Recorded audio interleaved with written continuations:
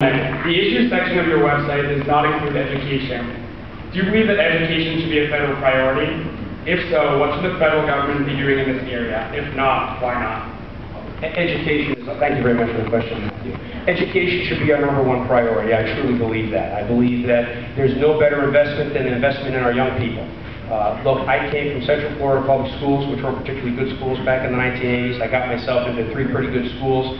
I also came out of school with over $100,000 in student debt. I still have $32,000 in debt, and my son, my 13-year-old son, is only 5 years away from going off to college. I think it's important. I think we need to move or devolve most of the decision-making process from the federal government, the Department of Education back to the states, because let's face it, educators in Massachusetts know what's best for students in Massachusetts. With regard to the escalating costs of education, I recognize that's a problem. I recognize that's another challenge. But I'll tell you this, cutting Pell Grants for low-income kids like myself and cutting funding for students isn't the way to go about that. Rebuttal?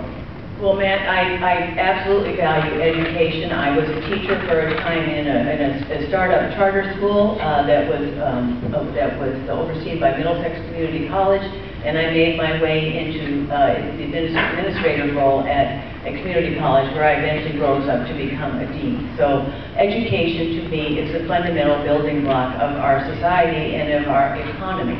And I've seen it over and over again as I visit companies. We need it at the high end. I went to a company in which 800 out of 1,200 employees were engineers, and we need it at the advanced manufacturing at the beginning, as things are made. And we need to support our vocational technical schools to develop the skill set that's needed. But in order for you to go on to college, we need to keep the cost as low as possible. And the federal role is around the loan and grant pool. So we recently had a big debate in Washington as to what that interest rate should be.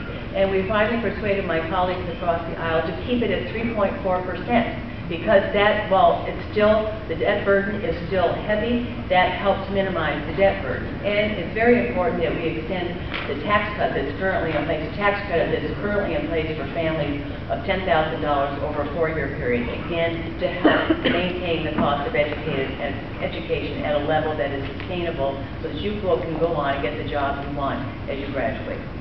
I will say this, something that we can do immediately is get this economy growing again, because a real challenge that a lot of students are facing coming out of college are 1 in every 2 are unemployed. We haven't done a good enough job making sure the jobs are there for our young people to get out. And every year that goes by when they're not working in what they studied to do, they slip further behind.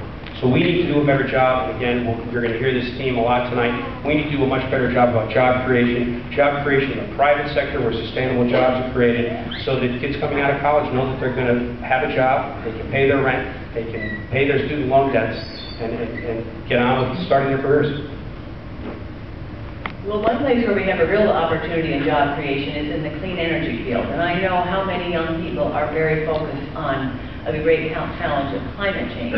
But it's an area where we have a real opportunity in the 5th District, or the soon-to-be 3rd District. We're home to one of the largest clusters of clean energy companies. We want to be sure you have the skill set. That's an interest you have. You have the skill set to go out and get one of those jobs. Well, that concludes the